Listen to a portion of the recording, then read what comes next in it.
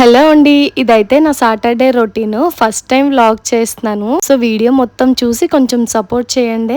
Saturday నేను ఏమేం చేశాను అనేది మొత్తం ఈ వీడియోలో నేను చెప్తాను. సో వీడియో ఎండ్ వరకు చూసేయండి. ఫస్ట్ అయితే నేను మార్నింగ్ 5:30కి లేచాను. అలారం అయితే 5కే పెట్టుకున్నాను, కానీ నైట్ కొంచెం లేట్గా పడుకోవడం వల్ల అలా ఆపేసి మళ్ళీ 5:30కి లేచాను. ఇంకైతే లేచిన వెంటనే వేడి నీళ్ళు పెట్టుకున్నాను పొయ్యి మీద పెట్టుకుని ఇల్లంతా నీట్గా తుడిచేసి మాఫ్ పెట్టుకొని ముగ్గులు పెట్టేశాను. ఇంక సాటర్డే కదా పూజ అయితే చేసుకోవాలనేసి మొత్తం ఇల్లంతా నీట్ గా చేసుకున్నాను. నార్మల్ గా అయితే నేను ఫ్రైడేనే క్లీన్ చేసి పెట్టుకుంటాను, కానీ నైట్ కొంచెం బద్దకించి సాటర్డే మార్నింగే మొత్తం చేసుకున్నాను. మొత్తం ఇల్లు మొత్తం నీట్ గా తుడిచేసి తడిగుడ్లు అయి పెట్టుకున్న తర్వాత ఇలాగ మరిగిన వాటర్ చల్లారింది. అందులోకి అయితే కొంచెం హనీ లెమన్ వేసుకొని తాగాను.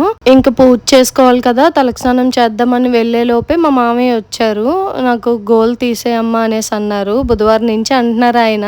బుధవారం ఈవినింగ్ అన్నారు, కానీ అప్పటికే చీకటి అయిపోతుంది తాతయ్య వద్దనేసి అన్నాను. ఇంకా నెక్స్ట్ లక్షవారం శుక్రవారం కూడా చేయకూడదు కాబట్టి ఇంకా ఆ రోజు కూడా తీయలేదు. ఇంక సాటర్డే కదా ఈ రోజు తీయొచ్చు కదా అనేసి ఈ రోజు మా మామయ్య గారికి అయితే గోల్ తీసాను. ఏంటి ఒకసారి మామయ్య అంటున్నాను ఒకసారి తాతయ్య అంటున్నాను అనుకుంటున్నారా? నేను చిన్నప్పటి నుంచి మా మామయ్యని తాతయ్య అని పిలుస్తానండి. నాకు చిన్నప్పటి నుంచి తెలుసు, ఇంక అందుకని తాతయ్య నాకు అలవాటు. ఇంకైతే మా తాతయ్యకి గోల్ తీసాను కదా, ఇంక మా ఆయన కూడా వచ్చారు నాకు కూడా తీసే అనేసి. ఇంకిద్దరికి అయితే గోల్ తీసేసి బయట కూడా నీట్ గా మొత్తం తుడిచేసి కడిగేసి ముగ్గులు పెట్టేశాను. బయట కూడా మాఫ్ పెడదాం అనుకున్నాను, కానీ కొంచెం జిడ్డుగా ఉందనేసి మొత్తం కడిగేసి ముగ్గులు పెట్టేశాను. ఇంకైతే వాషింగ్ మిషన్ లో బట్టలు వేసాను క్లీనింగ్ అయిపోగానే.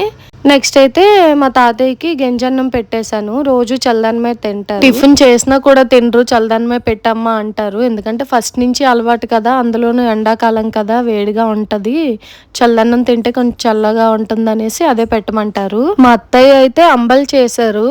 అంటే నైటే పుల్లబెట్టి పిండి చేస్తారు, అది తింటే వెయిట్ లాస్ కూడా అవుతుంది. సో ఇంకైతే నాకు సాటర్డే కదా వర్క్ కొంచెం ఎక్కువగా ఉంటదని అంబలు చేసేసారు. అదైతే ఒక గ్లాస్ తాగాను. ఇంకా తాగేసి స్నానానికి వెళ్ళిపోయాను. స్నానం చేసేసి వచ్చి దేవుడి సామాన్లు అయ్యి నీట్ గా తోముకున్నాను. పూజ మాత్రం చాలా చక్కగా అయిందండి. చాలా రోజులు అవుతుంది ఇంట్లో దీపం పెట్టుకొని, కొంచెం హెల్త్ బాగోక పాపకు కూడా ఫీవర్, అందువల్ల ఇంకైతే ఇన్ని రోజులు దీపం పెట్టలేదు. ఈ రోజు పెట్టుకున్నాను కదా, చాలా ప్రశాంతంగా అనిపించింది. ఆ రోజంతా పాజిటివ్ వైబ్స్ వచ్చాయి నాకైతే.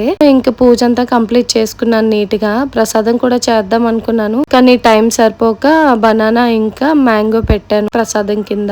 ఇంకైతే పూజది నీట్ గా చేసుకున్నాను.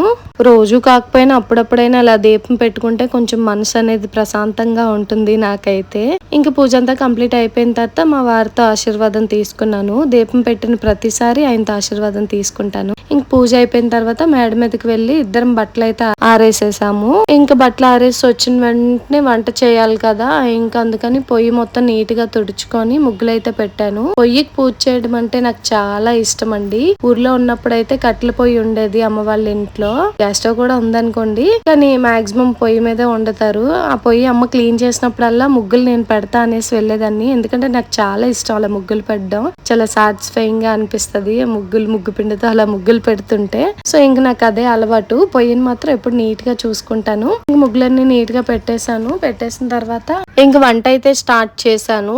ఇంక మధ్యాహ్నం లంచ్ లోకి అయితే కందిపప్పు గోంగూర కర్రీ చేశాను. ఈ రెసిపీ మీకు కావాలంటే మన ఛానల్లో ఆల్రెడీ నేను వీడియో అప్లోడ్ చేశాను, ఒకసారి వెళ్ళి చెక్అవుట్ చేయండి. ఇంకా పప్పు అయితే కుక్కర్ లో పెట్టేసి ఇది విజిల్ వచ్చే లోపు నేను ఇంక ఇంట్లో ఉన్న ఫొటోస్ అవి నీట్ గా తుడుచుకున్నాను. ఆ ఫ్రేమ్స్ అవి ఫొటోస్ అన్ని మొత్తం క్లీన్ చేసేసుకున్నాను. ఈలోగా పప్పు అయిపోయింది. అయిపోతే అది మ్యాష్ చేసేసి తాలింపు పెట్టేశాను. తాలింపు పెట్టేసి లంచ్ అయితే చేసేసాం. అప్పటికే టైం 2 అలా అయిపోయింది. ఈ పనులన్నీ చేసుకొని తినేసరికి ఇంకా 2:30 అలా అయిపోయింది. ఇంక వెంటనే ఒక 1 అవర్ అలా పడుకుందాం అనేసి పడుకుంటే లేచేసరికి 5 అయిపోయింది.